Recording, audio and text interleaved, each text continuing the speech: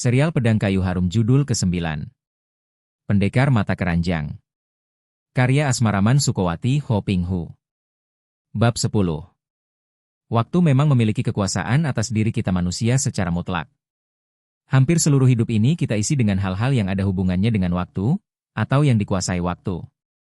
Kita memisah-misahkan waktu lampau, waktu ini, dan waktu mendatang, dan dengan pemisahan-pemisahan inilah maka timbul segala macam persoalan di dalam kehidupan kita. Hampir seluruh perasaan yang menguasai batin dan menimbulkan emosi lahir dari waktu yang mengisi seluruh ingatan kita. Perasaan duka timbul dari waktu karena pikiran mengingat-ingat hal yang telah lalu, membandingkannya dengan waktu kini dan membayangkan keadaan waktu mendatang. Karena pikiran mengunyah-ngunyah hal yang telah lampau, mengingat-ingatnya kembali, timbullah duka. Karena pikiran membayang-bayangkan hal yang mungkin terjadi di masa depan, timbullah rasa takut, harapan-harapan yang kemudian menimbulkan kekecewaan-kekecewaan atau kepuasan-kepuasan sejenak. Karena pikiran membayangkan hal-hal yang menimpa diri kita, yang merasa dirugikan lahir atau batin oleh orang lain, timbullah rasa marah, dendam dan kebencian. Batin kita diombang-ambingkan antara masa lampau, masa kini dan masa mendatang, dicengkeram oleh waktu.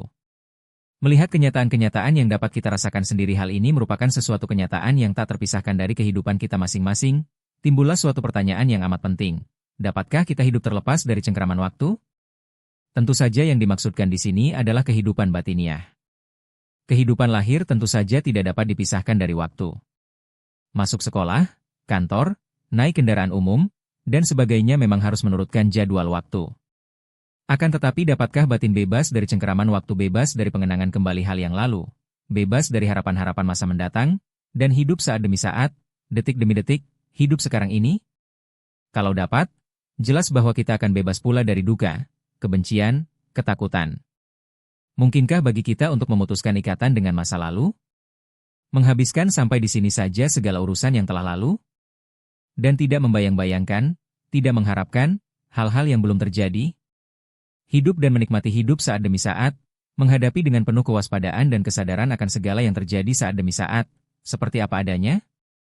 Ini merupakan suatu seni hidup yang amat tinggi dan indah. Mari kita coba saja. Bukan dihalangi oleh tanggapan-tanggapan bahwa hal itu sukar, tidak mungkin dan sebagainya. Kita lakukan saja sekarang dan kita lihat bagaimana perkembangannya. Waktu melesat melebihi anak panah cepatnya kalau kita tidak memperhatikannya. Sebaliknya merayap seperti keong kalau kita perhatikan. Tanpa disadarinya, telah 8 tahun lamanya semenjak Hai berpisah dari si Tian lama. 8 tahun hanya merupakan waktu sekilat kalau tidak kita perhatikan lewatnya. Pada suatu pagi yang cerah, seorang pemuda berjalan perlahan-lahan keluar dari sebuah hutan, menuju ke sebuah dusun yang genteng-genteng rumahnya sudah nampak dari atas lereng dari mana dia tadi turun di waktu pagi sekali. Dari atas lereng gunung yang penuh hutan itu, pagi-pagi buta tadi dia melihat sebuah perkampungan di kaki gunung dan lampu-lampunya masih belum dipadamkan semua di pagi hari itu. Kini, setelah melewati hutan terakhir, matahari pagi telah bersinar cerah dan dia sudah melihat genteng-genteng rumah yang kemerahan dari jauh. Pemuda itu berwajah ganteng. Matanya bersinar-sinar penuh gairah hidup, mulutnya selalu tersenyum atau mengulum senyum, hidungnya mancung dan dagunya membayangkan kegagahan seorang jantan. Pakaiannya terbuat dari kain sederhana saja, namun potongannya rapi dan nampak bersih terawat baik. Pakaian itu berwarna biru muda dengan garis-garis kuning di tepinya. Sebuah buntalan pakaian terikat di punggungnya. Tubuhnya sedang, akan tetapi tegap dan dadanya bidang dan membusung, membayangkan kekuatan yang tersembunyi. Usia pemuda ini sekitar 20 tahun. Biarpun masih muda, namun dalam sinar matanya yang berkilat dan berseri itu, di dalam senyumnya yang seolah-olah penuh pengertian, pemuda ini nampak jauh lebih dewasa daripada usia yang sebenarnya. Dari cara dia berpakaian, dia seperti seorang pelajar dari dusun yang menempuh ujian di kota dan kini dalam perjalanan pulang ke dusun. Seorang pemuda pelajar yang pandai, halus dan sopan, akan tetapi lemah lembut. Akan tetapi kalau melihat tubuhnya yang tegap dan dadanya yang lebar, dia lebih mirip seorang yang suka akan olahraga, atau setidaknya seorang pemuda yang biasa bekerja kasar di ladang di bawah sinar matahari yang sehat. Pemuda itu bukan lain adalah Hai. Dia tidak lagi mau menggunakan Shi, nama keturunan, Siangkoan karena nama keturunan itu adalah milik Lam Hai Siang Mo, suami istri iblis yang telah menculiknya dari tangan keluarga Pek itu. Dan dia pun tidak berani memakai nama keturunan keluarga Pek, karena menurut kedua orang gurunya, amat diragukan bahwa dia benar putra keluarga Pek. Karena bukankah putra keluarga P itu adalah Sintong seperti yang pernah diramalkan oleh para Dalai Lama dan bahwa Sintong memiliki ciri khas pada punggungnya, yaitu dengan tanda kulit punggung merah? Tidak, daripada menggunakan nama keturunan yang salah, lebih baik dia tidak memakai nama keturunan dan tetap memakai nama kecilnya saja, yaitu Hai Hai. Kurang lebih 3 tahun yang lalu, ketika dia berusia 17 tahun, dia meninggalkan Pulau Hiu karena waktu 5 tahun telah lewat, yaitu waktu yang ditentukan baginya untuk berguru kepada Ciusian Sinkai. Dengan memperoleh bekal ilmu-ilmu yang tinggi, juga nasihat-nasihat dan sekantung uang emas dari gurunya yang mencintanya, Hai Hai mendayung sebuah perahu kecil keluar dari perairan Pulau Hiu yang berbahaya. Dia masih bergidik ngeri kalau teringat kembali akan peristiwa penyerbuan pulau itu oleh kaum bajak laut ketika dia datang bersama gurunya untuk pertama kali di pulau itu, membayangkan puluhan orang disergap ikan-ikan hiu dan dijadikan mangsa. Ketika dia mendayung perahu di antara batu-batu karang dan melihat sirip ikan-ikan hiu yang meluncur ke sana-sini, dia pun merasa ngeri juga. Betapapun tinggi ilmu kepandaiannya, sekali dia terjatuh ke dalam perairan itu, tak mungkin dia dapat menyelamatkan diri lagi. Akan tetapi berkat pengetahuannya akan rahasia dan lika-liku batu-batu karang di perairan itu, dia dapat keluar dengan selamat dan tak lama kemudian mendarat di pantai lautan Pohai. Selama 3 tahun Hai Hai merantau dan sudah banyak dia mengalami hal-hal yang memperdalam pengertiannya akan kehidupan ini, membuat dia lebih mengenal watak manusia dan sedikit banyak tahu akan keadaan dunia Kang Ou. Akan tetapi dia selalu mentaati pesan kedua orang gurunya, yaitu dia tidak mau menonjolkan diri dan kepandaiannya, dia tidak mau membuat nama besar karena menurut pesan kedua orang gurunya. Nama besar itu merupakan ikatan yang amat kuat membelenggu diri dan setiap ikatan akan selalu mendatangkan kerepotan. Memiliki sesuatu merupakan suatu bentuk ikatan yang amat kuat. Demikian antara lain si Tian Lama pernah menasihatinya. Biasanya, kita ingin memiliki sesuatu yang menimbulkan kesenangan dan siapa yang memiliki sesuatu, dia pasti akan terancam oleh kehilangan.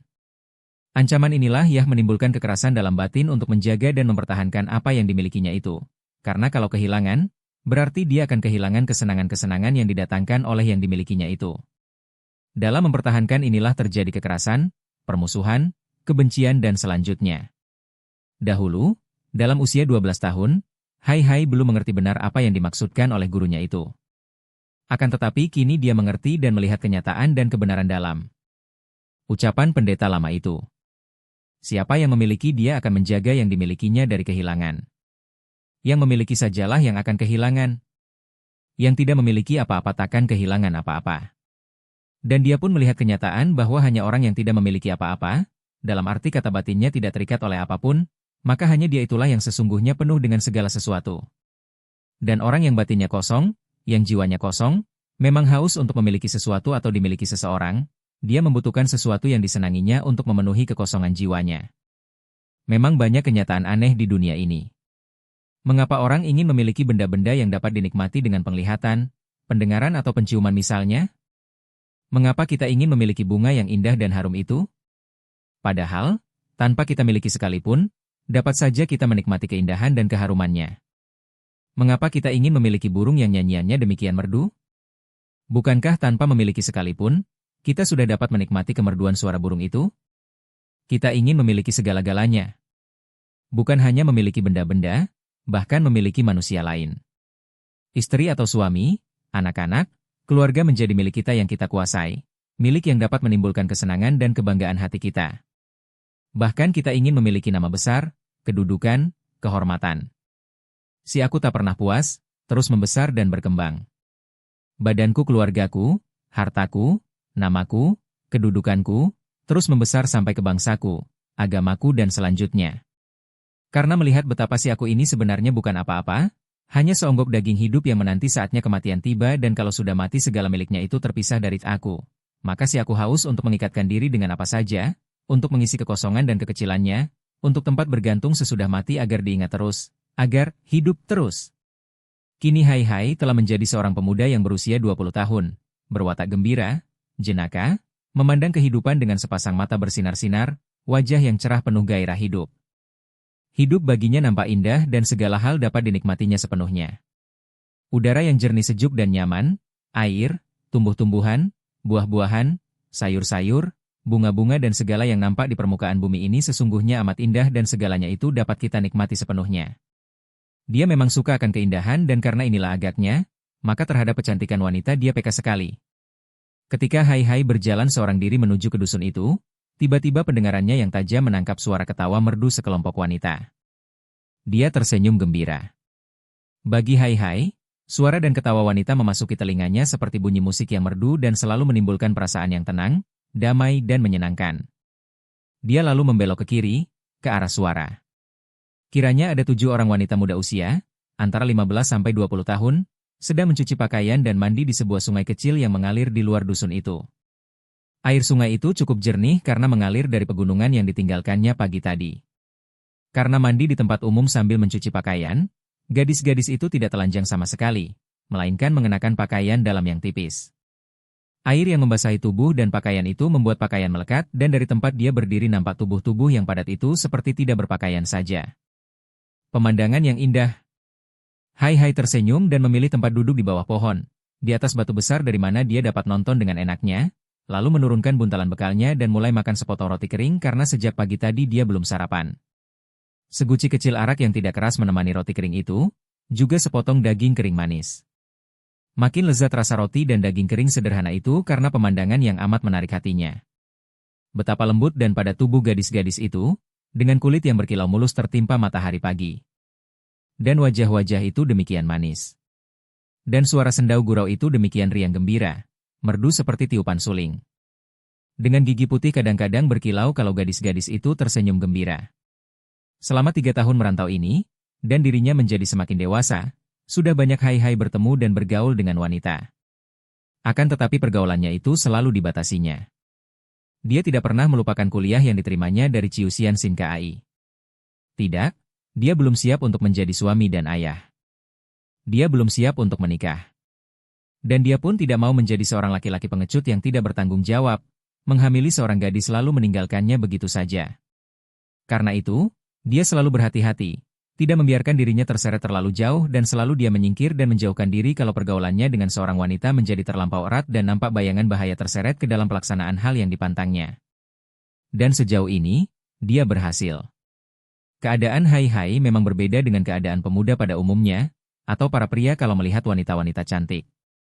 Hai-Hai secara langsung menikmati keindahan bentuk tubuh wanita-wanita itu, menikmati kecantikan mereka, kelembutan mereka, keluasan gerakan tubuh mereka, dan kemerduan suara mereka. Dia menikmati semuanya itu pada saat itu juga, tanpa membiarkan pikirannya membawanya hanyut ke dalam permainan waktu. Pria alim pada umumnya akan hanyut ke dalam alam hayal, mengenangkan kembali segala pengalaman dengan wanita-wanita cantik, lalu menghayal bahwa wanita-wanita itu, atau seorang di antaranya menjadi miliknya, menjadi kekasihnya, dicumbunya sehingga dengan demikian timbullah dan bangkitlah nafsu. Hai-Hai tidak menghayal apa-apa. Dia melihat keindahan semua itu tanpa keinginan memiliki. Seperti orang menikmati keindahan bulan purnama, keindahan tamasya alam di pegunungan, keindahan gelombang air di samudera. Sedikit pun tidak timbul hayal pikiran untuk mengikatkan diri dengan yang dikaguminya, untuk mendapatkan kesenangan darinya. Dia menikmati semua itu secara langsung, dan akan habis di saat itu pula, tidak menjadi kenangan. Akan tetapi karena Hai-Hai enak-enak saja duduk di tempat itu tanpa menyembunyikan diri, makan roti dan daging kering sambil menikmati tontonan di bawah, tentu saja akhirnya seorang di antara gadis-gadis itu melihatnya. Ai! Gadis itu menjerit dan mendekam di dalam air sambil menggunakan kedua tangan menutupi dada yang tercetak melekat pada kain basah. Teman-temannya terkejut dan bertanya. Gadis itu menunjuk ke arah Hai-Hai. Semua gadis menoleh dan terdengarlah jerit-jerit manja ketika gadis-gadis itu melihat ada seorang pemuda tampan duduk enak-enak nongkrong di atas batu besar sambil makan dan nonton mereka. Mereka semua berjongkok di dalam air dan menutupi dada dengan kedua tangan. Hai-Hai tersenyum lebar. Sikap para gadis yang malu-malu itu sungguh merupakan sikap kewanitaan yang amat lucu dan menarik. 100% wanita. Mencoba untuk bersembunyi di dalam air, mencoba untuk menyembunyikan tonjolan payudara dengan kedua tangan akan tetapi kadang-kadang melirik untuk melihat apakah sikap mereka itu cukup manis dan menarik. Perempuan namanya. Naluri kewanitaan selalu mendorong wanita untuk menarik perhatian orang lain, terutama sekali kalau orang lain itu pria, dan lebih-lebih lagi kalau pria muda yang tampan. Haus akan perhatian pria, haus akan kekaguman yang terbayang dalam pandang mata pria, haus akan pujian yang keluar dari mulut pria. Itulah wanita.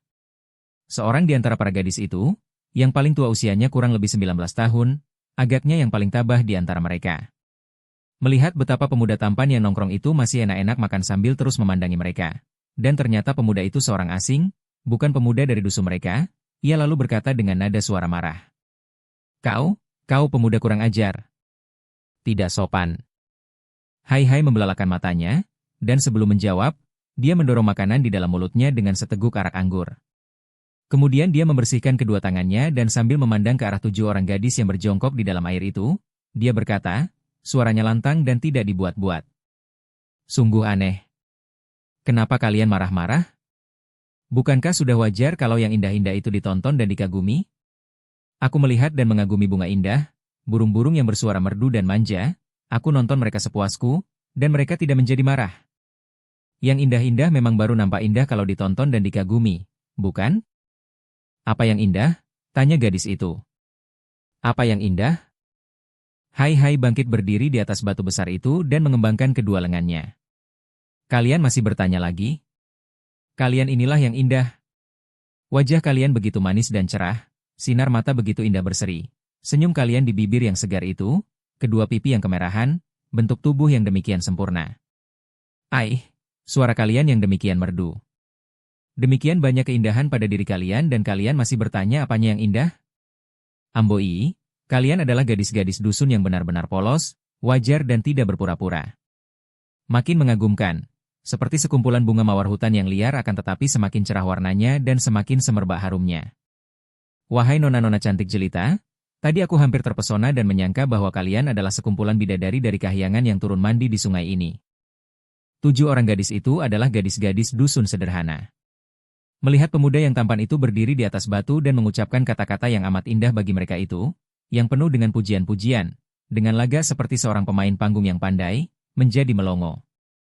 Tidak ada wanita yang tidak merasa nyaman perasaannya mendengar orang memujinya bahwa cantik, apalagi pujian seperti itu, demikian muluk dan indah kata-katanya, dikeluarkan oleh mulut seorang pemuda yang demikian tampan. Hati siapa takkan menjadi gembira? 7 orang gadis itu merasa girang sekali.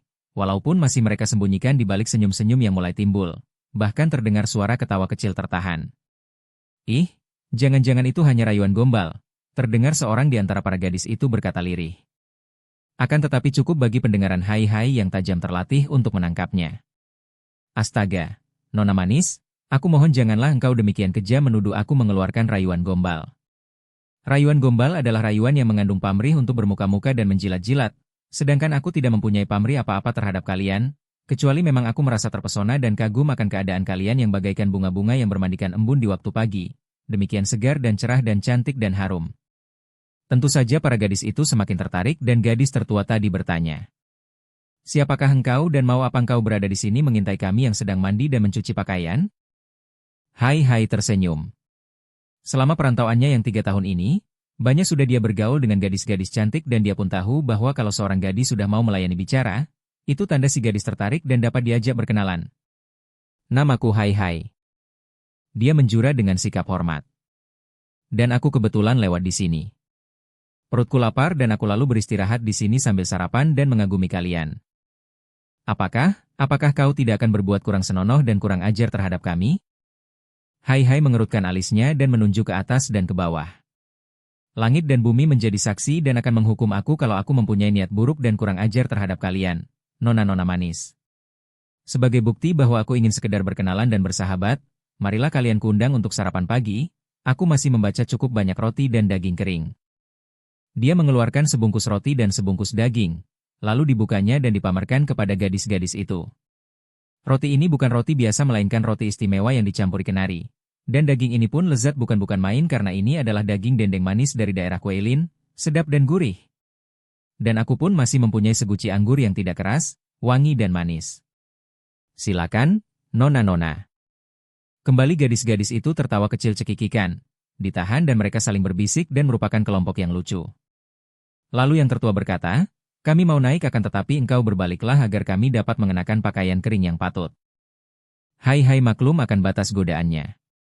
Kalau terlalu didesak sehingga merasa amat malu, gadis-gadis ini dapat mundur teratur. Dia tersenyum ramah. Baiklah, nona-nona, aku takkan melihat kalian berganti pakaian. Dan dia pun membalikkan tubuhnya, duduk di atas batu itu membelakangi sungai. Gadis-gadis itu tergesa-gesa berganti pakaian di balik batu-batu sambil kadang-kadang mengerling ke arah Hai. Kalau Hai menengok dan memandang, tentu mereka akan marah dan tidak percaya lagi kepadanya. Akan tetapi, pemuda itu sama sekali tidak pernah menengok. Dia pun tidak mempunyai keinginan untuk mencuri pandang. Dia suka bergaul dengan gadis-gadis manis yang lincah itu, bukan menyembunyikan maksud untuk mencuri sesuatu, melainkan rasa suka yang wajar.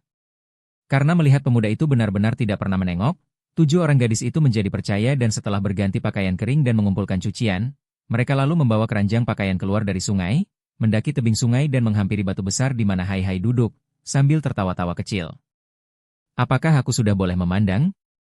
Hai Hai bertanya walaupun telinganya sudah mendengar akan gerakan mereka yang mendaki tebing. Boleh, kami telah berganti pakaian, kata seorang di antara mereka dan kini mereka telah tiba di dekat batu besar. Hai Hai membalikkan tubuhnya dan dia terbelalak memandangi mereka dengan sinar mata penuh kagum yang tidak dibuat-buat dan tidak disembunyikan. Dia lalu meloncat turun di depan gadis-gadis itu dan mengembangkan kedua lengannya. Ambai, setelah kalian berpakaian dan kulihat dekat benar-benar kalian merupakan sekelompok bunga yang indah dan harum semerbak. Lihat, sinar matahari pagi menjadi semakin cerah dengan adanya kalian di sini. Wajah 7 orang gadis itu menjadi kemerahan walaupun jantung mereka berdebar penuh dengan rasa bangga dan gembira. Mereka pun kini memandang kagum karena pemuda yang amat menyenangkan hati mereka karena kata-kata dan sikapnya itu ternyata seorang yang berwajah tampan, bertubuh tegap dan berpakaian pantas. Bukan seorang pemuda dusun, pikir mereka. Apakah engkau seorang kongcu dari kota? Yang tertua bertanya. Hai Hai tersenyum lebar, nampak deretan giginya yang sehat dan putih terpelihara rapi. Dia menggeleng kepala. Nona, apakah bedanya antara orang kota dan orang dusun? Menurut penglihatanku, bedanya hanya bahwa kalau orang kota banyak yang sombong dan licik, orang dusun sebaliknya rendah hati, ramah dan jujur. Aku adalah seorang perantau yang tidak tentu tempat tinggalku, bagiku dusun dan kota sama saja. Akan tetapi, engkau tentu bukan pemuda dusun, engkau tentu pandai baca tulis, kata gadis lain yang ada tahi lalatnya di dagu. Aih, Nona, tahi lalat di dagumu itu benar-benar membuat engkau nampak manis sekali. Hai Hai memuji sehingga gadis yang usianya sekitar 16 tahun tersipu. Memang aku bisa baca tulis. Ah, aku sampai lupa. Silakan mencoba roti dan daging dendengku. Nona-nona, mari, jangan malu-malu. Bukankah kita sudah berkenalan dan menjadi sahabat? Hai Hai menawarkan dan membuka bungkusan roti dan daging itu di atas batu. Para gadis itu nampak ragu-ragu, akan tetapi seorang gadis yang rambutnya terurai panjang sampai ke pinggul berkata, dia sudah menawarkan, tidak baik kalau kita menolak. Mari kita cicipi. Dan ia pun memelopori teman-temannya mengambil sepotong roti dan daging. Setelah gadis berambut panjang itu mengambil sepotong roti dan dendeng, yang lain pun sambil tersenyum-senyum dan tertawa-tawa kecil mengulur lengan-lengan yang kecil mungil dan mulus untuk mengambil roti dan daging, masing-masing sepotong. Mereka mulai makan, menggigit sedikit-sedikit akan tetapi begitu mereka merasakan roti dan dendeng yang memang enak, gigitan mereka menjadi semakin besar karena mereka tidak pernah berpura-pura dan bersopan-sopan seperti gadis-gadis kota. Melihat ini, Hai Hai menjadi semakin gembira. Dengan sinar mata berseri dia memandangi gadis-gadis itu penuh kagum. Aduh, indahnya rambutmu, Nona, begitu panjang, hitam dan gemuk. Bukan main, katanya memuji si gadis berambut panjang. Cantik sekali. Para gadis itu tertawa dan gadis tertua menuding ke arah gadis bertahi lalat dan gadis berambut panjang. Hai Hik, dia memuji-muji Xiao Lan dan Xiao Qin. Dan semua gadis mentertawakan 2 orang gadis itu yang tersipu malu. Melihat ini, Hai Hai cepat berkata. Bukan hanya mereka berdua, akan tetapi aku mengagumi kalian semua karena kalian semua masing-masing memiliki keindahan yang khas. Aku dapat memuji kalian semua, bukan rayuan gombal, melainkan pujian yang setulusnya atas dasar kenyataan. Aih, tidak mungkin engkau memuji kami semua, kata gadis tertua, menyembunyikan keinginan hatinya untuk mendengar pujian apa yang akan diberikan pemuda luar biasa itu untuknya. Hai Hai memandang kepada 5 orang gadis yang belum dipujinya itu dengan senyum manis. Dia memang suka sekali kepada wanita, dan belum pernah dia melihat wanita yang tidak memiliki sesuatu yang menonjol pada dirinya, sesuatu yang menarik dan istimewa. Engkau sendiri, Nona, engkau memiliki kulit yang demikian putih mulus, bersih dan lembut tanpa cacat. Kulitmu nampak putih kemerahan, seperti sutra halus, setelah mandi dan basah tertimpa sinar matahari pagi nampak cemerlang. Alangkah indahnya dan aku yakin, semua pria tentu akan terpesona melihatnya. Hanya pria yang buta kedua matanya sajalah yang tidak akan dapat melihat keindahan kulitmu. Bukan main girang rasa hati gadis itu. Memang ia memiliki kulit yang paling putih bersih dibanding teman-temannya, akan tetapi selama hidupnya, baru satu kali inilah ada orang memuji-muji kebersihan kulitnya seperti itu. Jantungnya berdebar-debar dan ia menundukkan mukanya yang menjadi kemerahan. Aih, Bisa saja engkau memuji Kongcu, katanya sambil tersenyum malu-malu. Kalau aku yang hitam seperti arang ini, apanya yang pantas dipuji?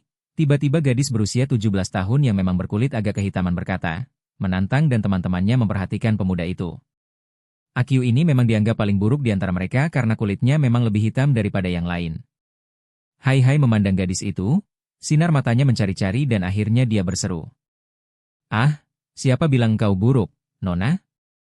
Memang kulitmu agak hitam, akan tetapi hitam manis itu namanya. Dan lihat matamu. Duhai siapa takkan terpesona melihat mata seperti matamu itu?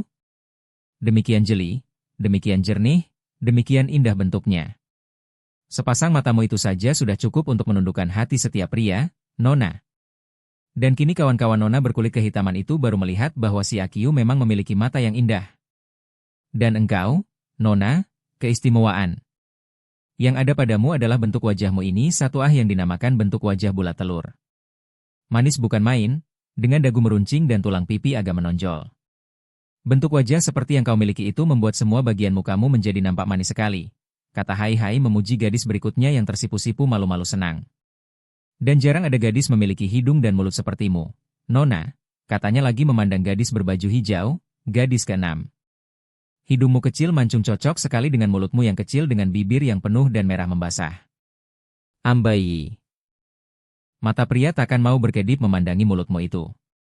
Engkau seorang gadis yang hebat.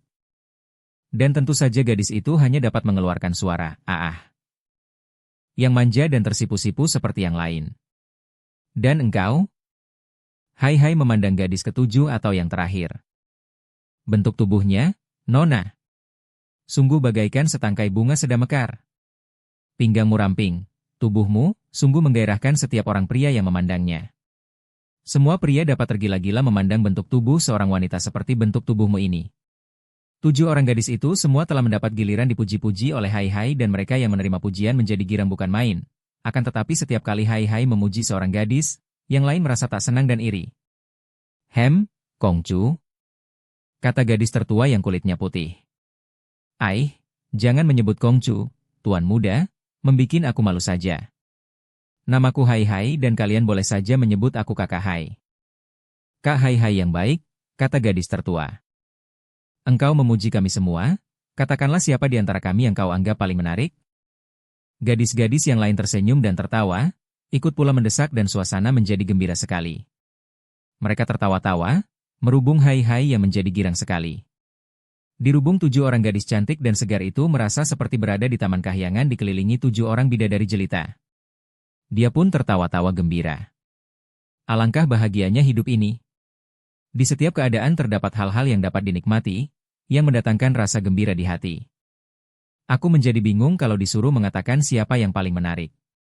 Habis semuanya menarik sih, jawabnya sambil tertawa-tawa dan 7 orang gadis itu pun tertawa semua. Senang rasa hati mereka dan selama hidup belum pernah mereka berjumpa dengan seorang pemuda yang begini menyenangkan hati. Andai kata engkau disuruh memilih seorang di antara kami untuk menjadi. Gadis berambut panjang itu berhenti, mukanya merah sekali dan ia tidak berani melanjutkan karena malu. Menjadi apa? Hai pura-pura tidak mengerti. Jadi itu tuh, sambung gadis bertahi lalat. Jadi pacarmu, akhirnya gadis tertua memberanikan diri berkata.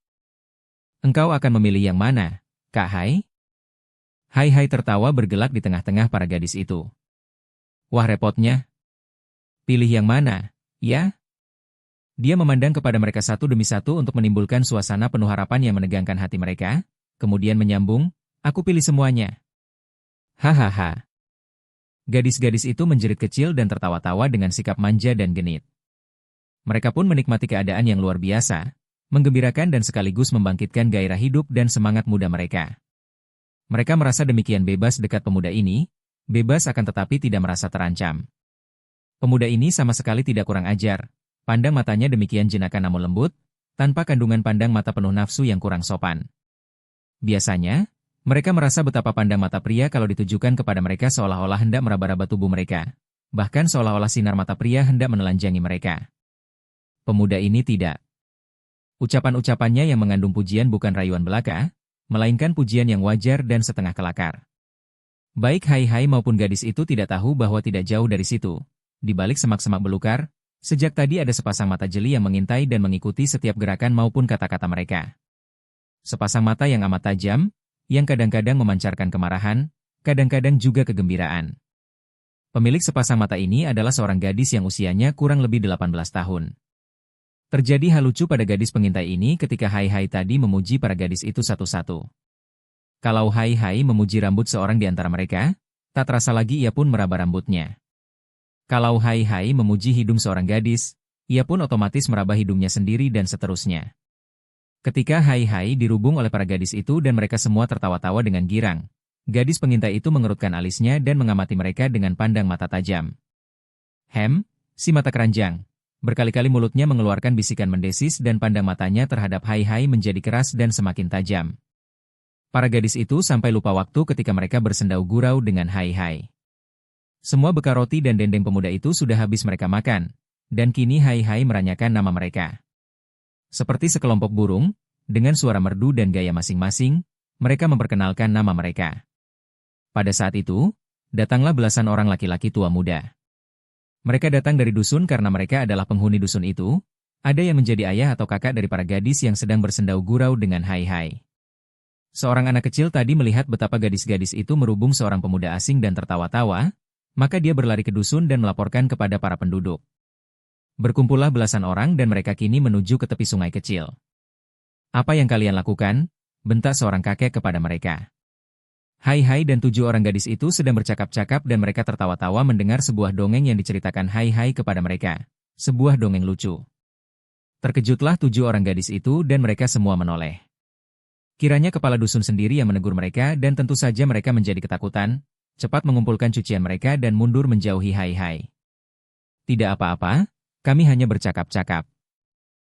Gadis tertua mewakili teman-temannya menjawab, memandang dengan lugu karena memang tidak merasa bersalah, akan tetapi takut karena sikap kepala dusun itu seperti orang marah.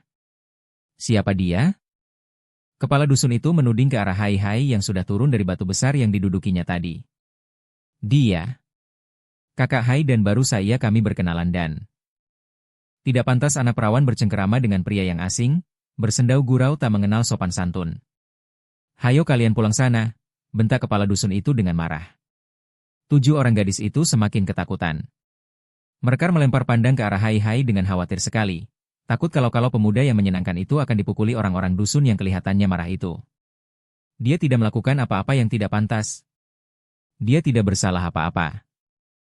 Teriak gadis bertahi lalat yang masih terhitung keponakan dari kepala dusun. "Diam kau. Dan pulanglah kalian, anak-anak tak tahu malu," bentak kepala dusun dan kini 7 orang gadis itu tak berani membantah, lalu berjalan perlahan-lahan meninggalkan tempat itu, akan tetapi mereka menengok dan menengok lagi. Sementara itu, kepala dusun kini bersama belasan orang penduduk dusun menghampiri Hai Hai yang sudah turun dan pemuda itu tersenyum, bahkan lalu menjura dengan sikap hormat. "Lopek yang baik, harap jangan memarahi adik-adik itu. Mereka tidak melakukan sesuatu yang salah. Kami hanya bercakap-cakap saja setelah saling berkenalan. Saya bernama Hai Hai dan kebetulan lewat di sini, melihat mereka selesai mencuci pakaian dan saya menawarkan roti dan daging kering. Kami makan bersama, bercakap-cakap dan tidak terjadi sesuatu yang tidak baik, Lopek. Kalau memang hal itu dianggap salah, biarlah saya yang bersalah, akan tetapi adik-adik yang baik itu sama sekali tidak bersalah." Kepala dusun itu bersama yang lain-lain, tertegun melihat sikap pemuda yang hormat dan kata-kata yang halus itu. Mereka saling pandang dan tahulah mereka bahwa mereka berhadapan dengan seorang pemuda yang selain tampan dan berpakaian seperti seorang pelajar yang beruang, juga bicaranya halus dan sopan seperti juga sikapnya. Kepala dusun itu merasa tidak enak kalau harus memperlihatkan sikap keras. Siapa tahu pemuda ini masih berdarah bangsawan atau setidaknya putra seorang berpangkat tinggi di kota. "Kami tidak menyalahkan siapa-siapa, hanya merasa tidak pantaslah kalau gadis-gadis bercengkerama dengan seorang laki-laki asing, di tempat sunyi begini," katanya. "Kongcu siapakah? Datang dari mana dan ada keperluan apakah mengunjungi dusun kami ini?" "Aku adalah kepala dusun di sini dan berhak untuk mengenal setiap orang tamu asing yang berada di wilayah kami." Hai Hai tersenyum dan menjura lagi kini kepada kakek itu. "Ah, kiranya saya berhadapan dengan Chongcu, kepala kampung. Maafkan kalau saya mengganggu, akan tetapi sesungguhnya seperti yang saya katakan tadi, saya hanya kebetulan saja lewat di sini dan melihat keindahan pemandangan sekitar tempat ini, saya bermaksud untuk bermalam di dusun. Kebetulan saya bertemu dan berkenalan dengan gadis-gadis tadi, Harap Chongchu tidak menyangka yang tidak baik. Nama saya Hai Hai dan saya seorang perantau yang tidak mempunyai tempat tinggal tetap. Berubah lagi pandangan mereka mendengar bahwa pemuda itu seorang yang tidak mempunyai tempat tinggal tetap. Seorang pemuda dusun itu yang bertubuh tinggi besar dan berwajah galak, segera melangkah maju dan menudingkan telunjuknya. Tentu saja kami menyangka buruk melihat betapa engkau berani merayu gadis-gadis kami. Sungguh kurang sopan bagi seorang pria yang baru saja datang untuk bersendau gurau dengan gadis-gadis kami.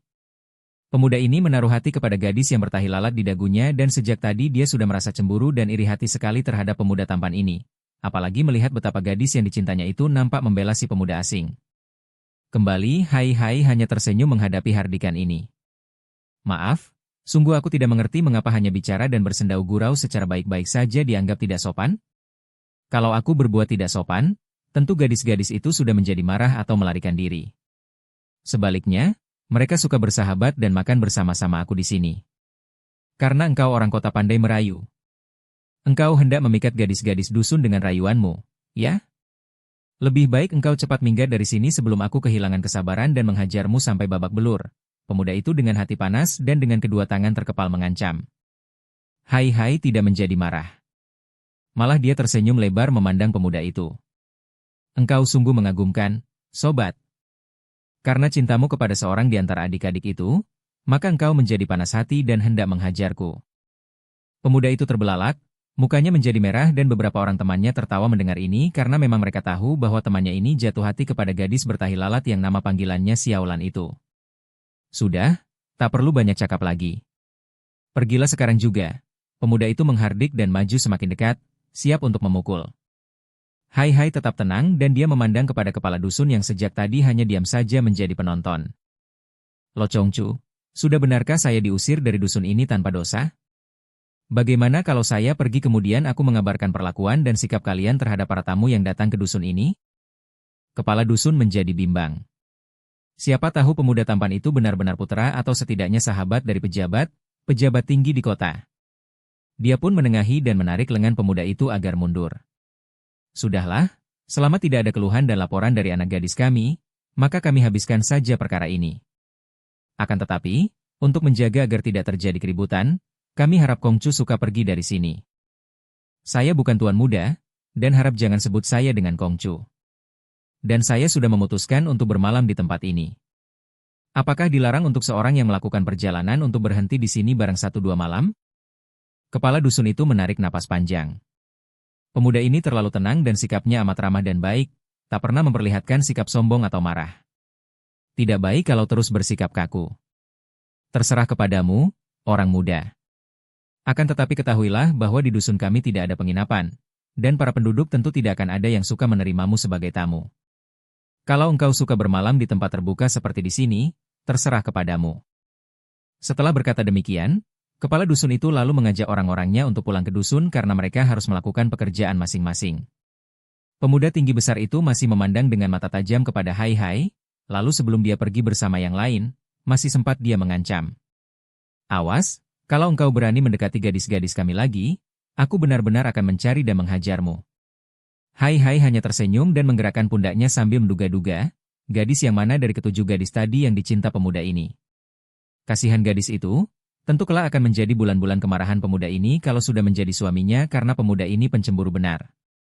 Karena tidak diperbolehkan bermalam di dalam rumah penduduk di dalam dusun itu, Hai Hai lalu mulai mencari tempat untuk melewatkan malam. Daerah dusun itu memang indah sekali. Tanahnya subur dan dusun itu dikelilingi bukit-bukit yang penuh dengan hutan-hutan yang lebat. Akhirnya dia menemukan sebuah kuil tua yang sudah rusak dan tidak terpakai lagi, yang letaknya di tepi hutan di sebuah lereng bukit, hanya beberapa li jauhnya dari dusun itu. Ketika dia berdiri di depan kuil tua itu, nampaklah dusun itu, nampak genteng-genteng rumahnya dan teringatlah dia akan ketujuh orang gadis manis tadi dan dia pun tersenyum gembira.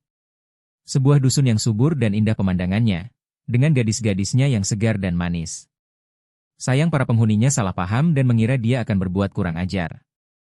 Kurang ajarkah dia? Tidak sopankah dia? Dia tidak mampu menjawab, hanya menggaruk-garuk belakang kepalanya. Lalu dia pun mencari tempat yang baik untuk melewatkan malam di dalam kuil itu. Dia menemukan ruangan dalam yang bersih. Untung, pikirnya, agaknya baru saja ada pelancong yang juga kebetulan lewat dan bermalam di situ.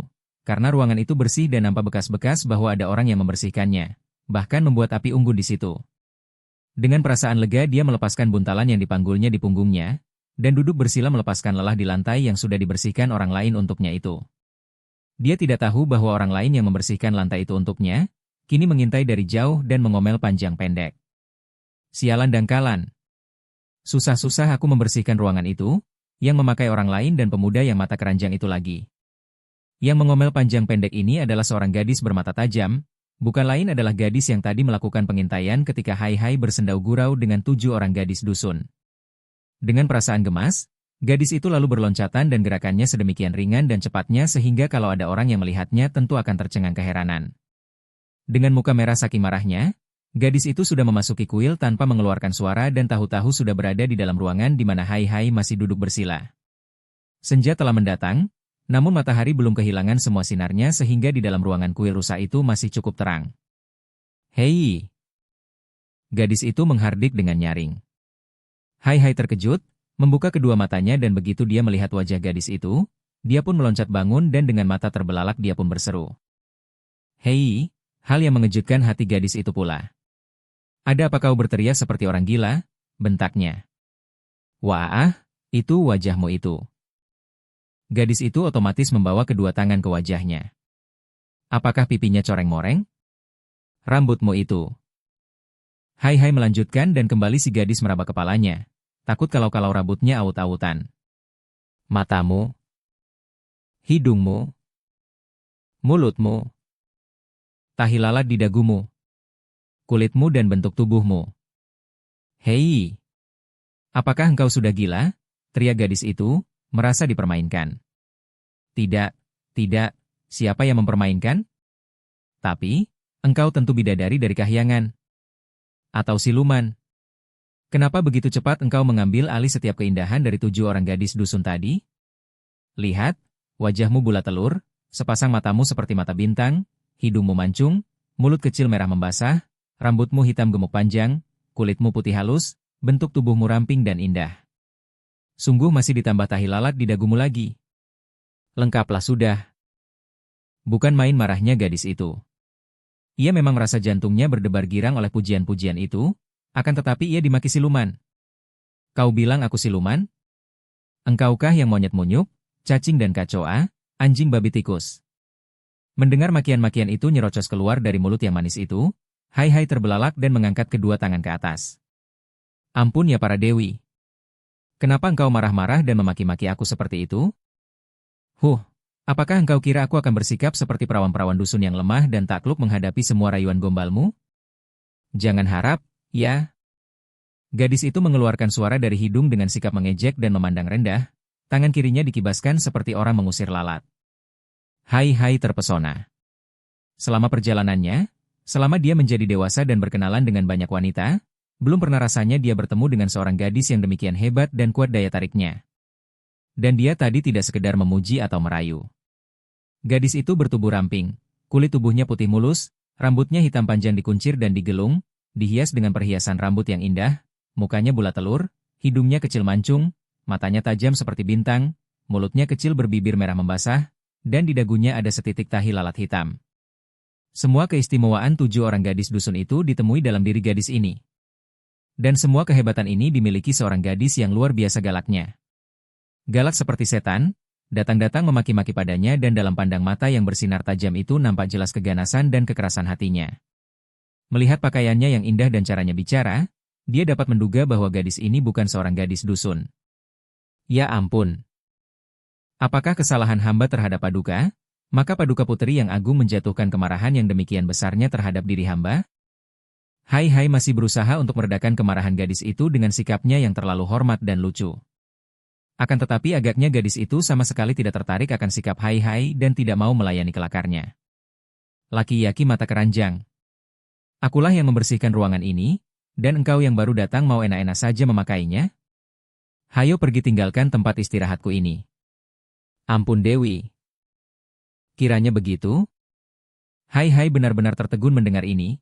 Bukan hanya karena dia telah memakai tempat yang telah lebih dulu ditemukan dan dibersihkan orang lain, juga terheran-heran mendengar bahwa gadis secantik itu memilih tempat ini untuk istirahat. Padahal kalau bukan orang yang tabah sekali tentu akan merasa ngeri bermalam di tempat yang menyeramkan ini. Biasanya, kuil-kuil tua seperti ini, apalagi di tepi hutan yang sunyi, akan dikabarkan sebagai yang dihuni setan-setan dan iblis-iblis, setidaknya makhluk halus dan siluman. Akan tetapi, betapa kagetnya ketika tiba-tiba tubuh itu berkelebat dan tahu-tahu jari tangan yang mungil itu sudah menyentuh jalan darah di ubun-ubun kepalanya. Diam-diam dia kaget setengah mati. Sebagai seorang ahli silat tingkat tinggi, dia maklum bahwa sekali saja wanita itu menggerakkan jari tangannya menyerang, dia akan tewas. Engkau mengenalku? Hai terbelalak dan menggeleng kepala. Tidak. Dewi. Kalau begitu, siapa yang memberitahu bahwa aku berjuluk Xianli, Dewi? Jari tangan itu masih juga belum meninggalkan ubun-ubun kepalanya. Maaf, tidak ada yang memberitahu, dan juga aku tidak tahu bahwa engkau berjuluk Xianli. Aku menyebut Dewi karena engkau demikian cantik dan agung seperti seorang Dewi, maafkan aku. Hai merasa tegang bukan main karena nyawanya berada di ujung jari wanita itu, akan tetapi dia pura-pura tidak tahu dan agaknya hal inilah yang menyelamatkannya. Gadis itu melangkah mundur dan mengomel, "Perayu." Hai diam-diam bernapas lega.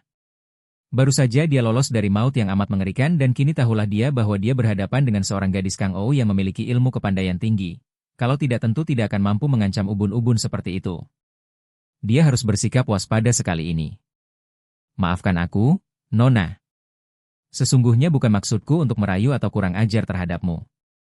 Akan tetapi aku sama sekali tidak pernah mimpi bahwa ruangan dalam kuil ini sudah ada yang menempatinya lebih dulu. Kalau begitu, maafkan, aku akan pindah saja ke ruangan lain, di belakang atau di depan. Berkata demikian Hai mengambil buntalan pakaian dan bekalnya, lalu menggendongnya. Sejenak gadis itu memandangnya penuh perhatian, lalu berkata, suaranya ketus. Engkau harus meninggalkan kuil ini, tidak boleh tinggal di belakang atau di depan, bahkan di pekarangan pun tidak boleh. Engkau harus pergi meninggalkan tempat ini sampai tidak nampak dari sini, dan jangan mencoba-coba untuk mengganggu aku. Aduh galaknya, pikir Hai. Sayang gadis secantik jelita seperti ini memiliki watak yang demikian galak.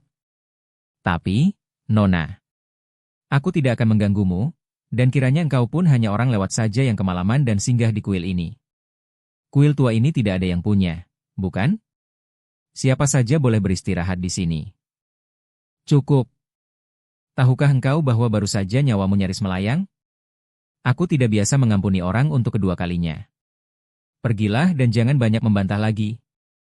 Tiat Sim Xianli bicara hanya satu kali, tidak akan dua kali.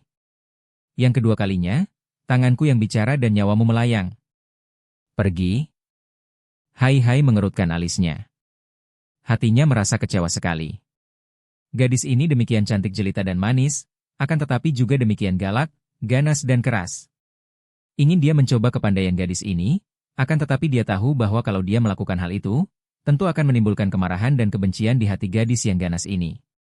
Kalau dia menang, tentu gadis ini akan membencinya, dan kalau sebaliknya dia kalah, besar kemungkinan dia akan mati terbunuh. Dia tidak mau mati, juga tidak ingin dibenci seorang gadis secantik ini, tanpa sebab penting. Hanya memperebutkan tempat di kuil kuno dan kotor ini, tidak cukup berharga untuk dijadikan bahan pertentangan. Dia pun tersenyum dan menjura.